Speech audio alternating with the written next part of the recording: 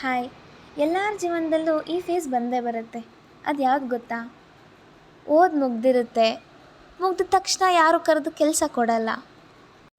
ಕೆಲವಷ್ಟು ದಿನ ಮನೆಯಲ್ಲೇ ಇರಬೇಕಾಗತ್ತೆ. ಏನು ಮಾಡಬೇಕು ಗೊತ್ತಾಗ್ತಿರಲ್ಲ. ಮುಂದೇನು ಅಂತ ಯೋಚನೆ ತುಂಬ ಕಾಡ್ತಿರುತ್ತೆ. ಊಟ ಮಾಡೋಕ್ಕೂ ಆಗಲ್ಲ, ನೆಮ್ಮದಿಯಾಗಿರೋಕ್ಕೂ ಆಗಲ್ಲ. ಯಪ್ಪ, ಈ ಫೇಸ್ ಇದೆಯಲ್ಲ, ಅದು ಎಷ್ಟು ಭಯಂಕರವಾಗಿರುತ್ತಲ್ವ.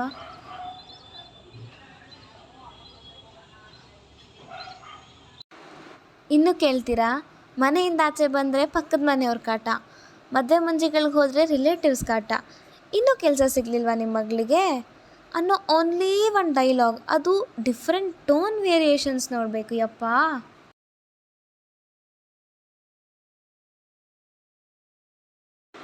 ಆದರೆ ಏನು ಗೊತ್ತಾ, ಅವ್ರು ಯಾರು ನಮ್ಮ ಲೈಫ್ಗಾಗಲ್ಲ. ನಮ್ಮ ಮೇಲೆ ನಮಗೆ ನಂಬಿಕೆ ಇದ್ದರೆ ಸಾಕು.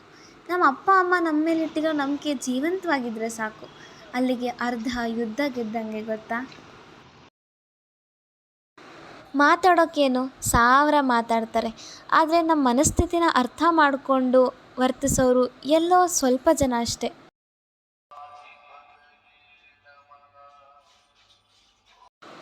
ಈ ಎಲ್ಲ ಫೇಸ್ನ ಅನುಭವಿಸಿರೋರ್ಗಷ್ಟೇ ಗೊತ್ತಿದ್ರ ಕಷ್ಟ ಏನು ಅಂತ ಅಲ್ವಾ.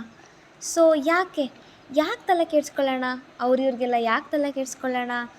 ತಲೆ ಕೆಡ್ಸ್ಕೊಂಡು ಯಾಕೆ ನಮ್ಮ ಮೈಂಡ್ಸೆಟ್ನ ನಾವು ಡಿಸ್ಟರ್ಬ್ ಮಾಡ್ಕೊಳ್ಳೋಣ?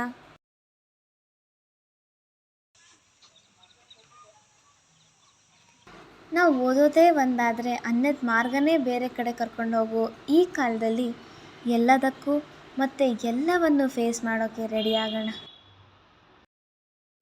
ನಮಸ್ಕಾರ.